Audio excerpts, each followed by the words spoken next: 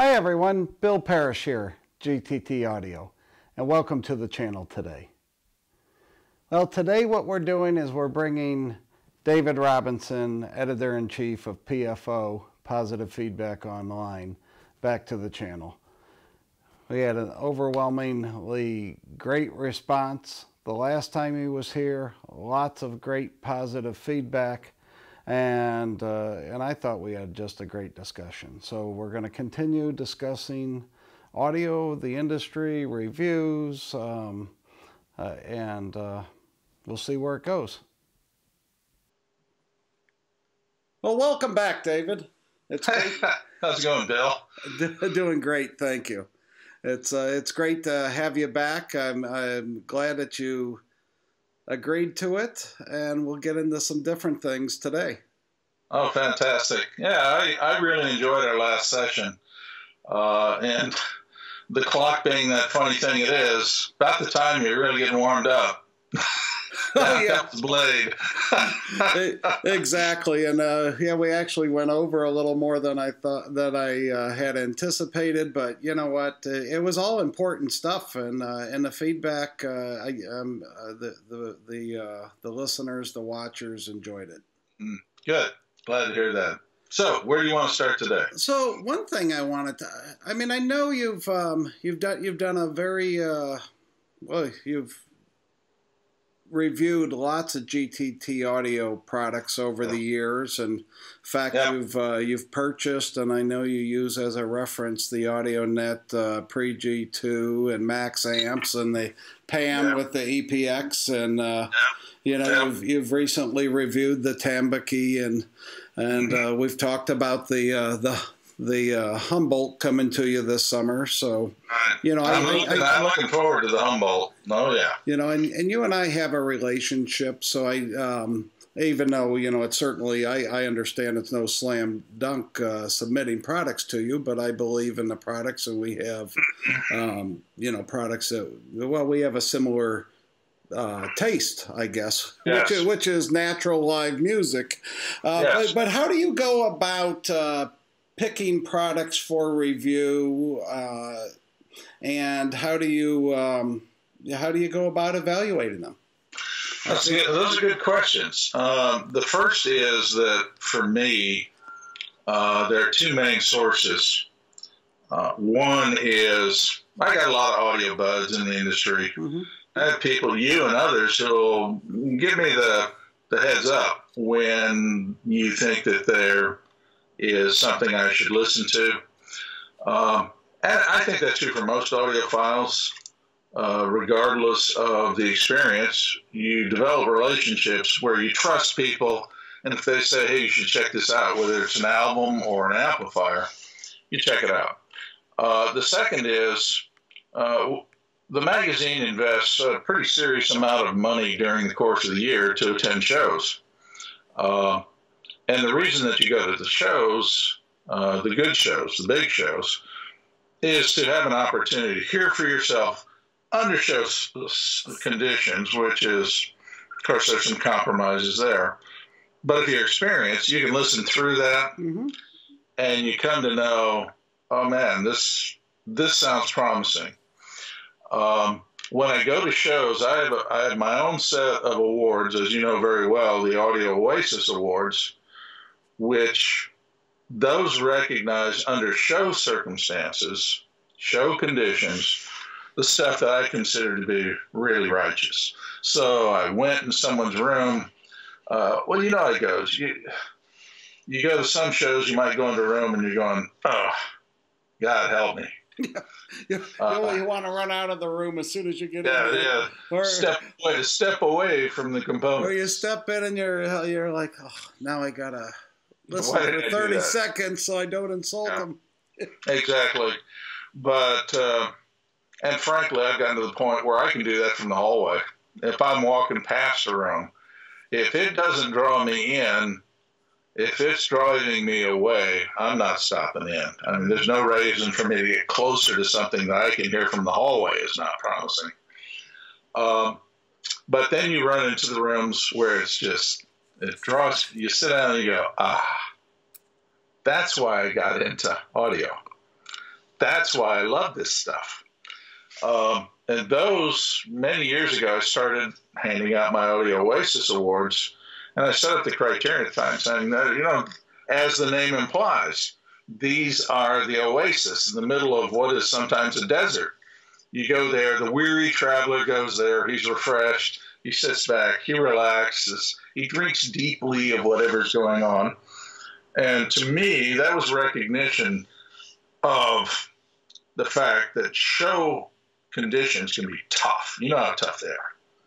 And to get, if you're getting good sound, if you're getting that level of quality at a show, you know, then that's something I'm interested in. So out of my Audio Oasis folks, I quite often will develop review projects that follow up because, hey, I know my listening room intimately. If it comes in there, I know it's going to be much better. And then I can really adequately qualify between what I heard at the show and what I hear in my own listening spaces. Then I can qualify, because unless you're just a hack writing crap or writing out of a cookbook, it takes time to really qualify what's going on with a great component or a great system. As a wordsmith myself, you have to find the right language that conveys the experience, which is quite often powerfully emotional. Sure it is. One review shouldn't sound like another review, shouldn't sound like another review. If you're one of those reviewers whose review is something along the lines of all the many components I have heard, this is another one, or maybe even worse yet, this is the very best thing I've heard since last month.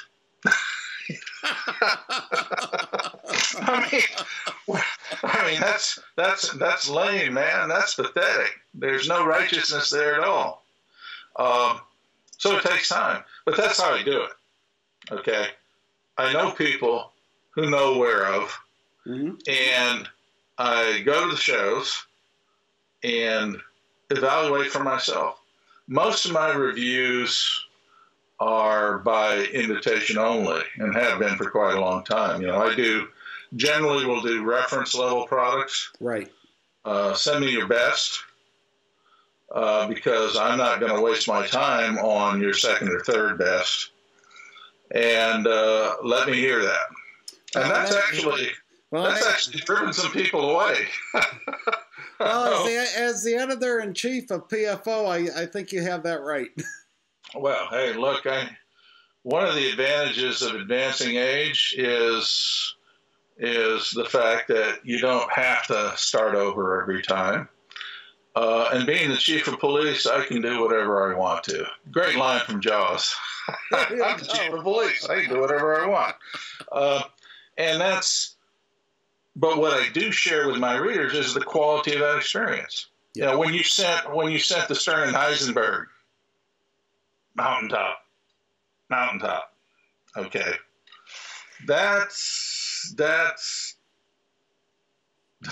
it's frankly it's very hard to describe that sort of thing because it's so powerful. And when I went over and visited with you a couple of years ago in your room, and we had the big Sonias in place, with 4 of those bloody things. The Heisenbergs, yes. 4 Heisenbergs. It's really hard to describe because the sound was so effortless. It just breathed music. It was, which is similar to the sense of live in the sense that live doesn't feel constrained. Live by its very nature is transparent. It just is. And the closer you get to a listening experience, and it is doable. It's doable. I'm quite convinced that high-end audio is now in the range of taking our recordings and putting them in the category of it just is. Yep. And so it certainly is in this room. Oh, I've got that big room, and the big system in front of me, the YGXVs with 2 pairs of Heisenbergs, and right, yeah, you know it. I know that system, and that's your listening room is the best I've heard. And I'll just say that flatly, and the rest of you guys who may or may not know me, look, I'll tell you, you can take that to the bank. Well, there's been some upgrades since the last time you were here. So. Oh yeah, well I'm sure that I know on the Chronos side there have been upgrades. Well, it's there's been upgrades all around, and they'll come out later this year. And well, if we get this Corona behind us, we'll get you out here again for another listen. Yeah, what I say the pandemic has done is remove the name Corona from anybody naming an audio piece of gear after it. Nobody's going to have a reference Corona. Well, there's a German company that does right now. Oh, those poor guys. No, we're going to be the only place that you're going to be able to really enjoy Corona is with cigars. So. I mean, so that's the way that I do it, and I think, frankly, it's a general guiding principle for all reviewers. And truth to tell, that's the way most reviewers and editors are going to work anyway. You don't only review the stuff you like. Yeah, I doubt very much you're going around a show and hearing something bad and say, I'd like to spend time with that. Yeah, exactly. I mean, what would be the purpose? We do have, clients now and then will comment and say, oh, all reviews are, there's never a bad review. All reviews are good. Why would someone want to spend time with a bad piece? I mean, it takes a lot of work to write a review. I don't know. In the first place, my basic rule of thumb is simple, and it's been there from the beginning, 31 years in, is there are too many variables in an audio system for me to be able to write and say categorically, this is bad. What it tells me is maybe it didn't work in my system, but it could go down the road to somebody else's system, a different power grid, different set of cables, different room dimensions, different room treatments, different sources, and sound might sound great. I don't know. My experience is there's really very little truly bad high-end gear. There are, however, an awful lot of really bad combinations. Oh, yeah, for sure. And that's where system synergy comes in. So our rule of positive feedback for 31 years has been, look, a negative finding, it doesn't mean anything. What do I want to do? Say, do I want to have a publication that says, see this place? There's no gold here. And see this place over there? That also doesn't have any gold. What do people want to read about? They want to read about, where is the gold? Gold rushes are about, you found gold. They're not about, oh, there is no gold here. Of course not. I think it's foolish to figure that any audio reviewer, because they're a group of, loony, passionate people like me, any audio reviewer wants to really enjoy the experience and gets a kick out of telling others where the gold is. Sure, absolutely. I mean, I've admired your line card for a long time simply because it's studded with gold. It's got gold from one end to the other and top to bottom. Well, we're evaluating products like I mentioned in our last episode. I mean, I'm evaluating them all year long, looking at them. Very few make the grade, and most of the stuff just gets packed up and goes back because, while it could be good, it's not working here, and not good enough to fit in our stable. Well, one reason or another. The same thing happens here. Yeah. I have, even pre-qualifying things, I'll have things that I'll bring in, and it's just like, no, it's just not working here. And so I don't write those up. They just get shipped back with no review, and that's as it should be. Yep. If it doesn't float my boat, I'm not going to write about it. What we expect and what we hope is that as a writer or editor becomes more experienced, and travels to the shows and has his own contacts or her own contacts, that you reach a point where you've got a pretty high hit rate.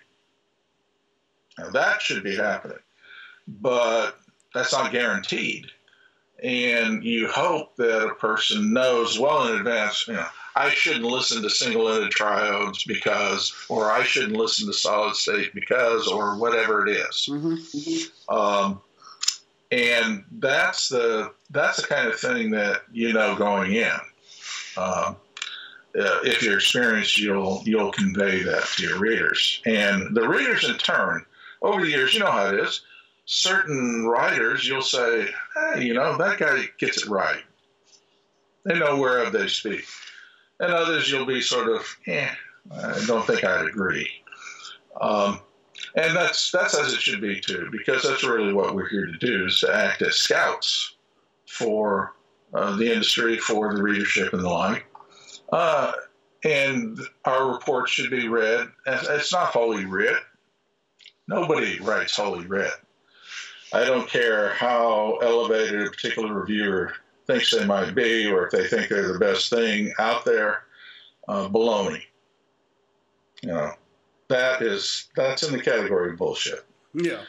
All reviewers need to have a reasonably humble attitude towards this and realize that they've been given a privilege of sharing their impressions.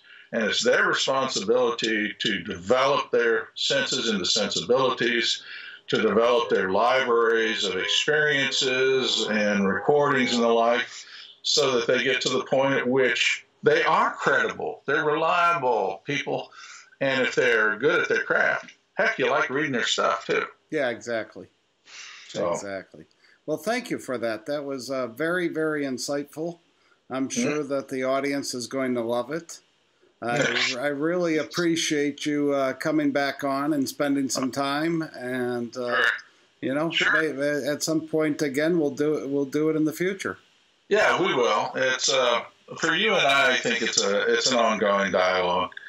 And I hope that your viewers will remember that despite the fact there are a lot of people who think there's some sort of conspiracy going on or everything's corrupt, not my experience. We are all, on all sides of this, we're passionately committed to excellence in the audio arts. And for me, that's a plural, extending from the microphone all the way to the loudspeaker and to what's going on between your ears. This is all part of it. And treat it with the love and the care. Lose the cynicism and work on the love side of things more. And I think we'll all be better off. So, well, Bill, you and I will cross paths with each other again, partner. I look forward to seeing you again. Okay? Absolutely. Thank you. Then take care now. All right. Goodbye. Bye-bye. Wow. Time flies. I thought that was great. Thank you, David. That was really good.